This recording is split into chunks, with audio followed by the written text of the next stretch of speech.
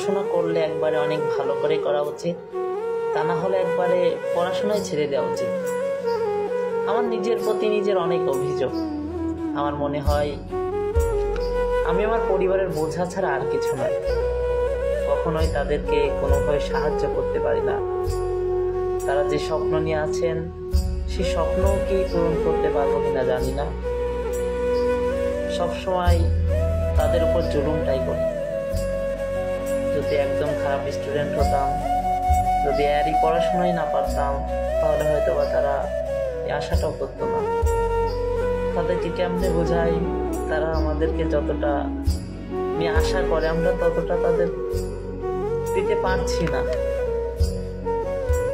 এতদিন যদি আমাদের পিছিয়ে এত টাকা খরচ না করে গরু ছাগলের পিছেও খরচ করতো, হয়তো আমাদের থেকেও তারা একটু বেশি উপকৃত হতো।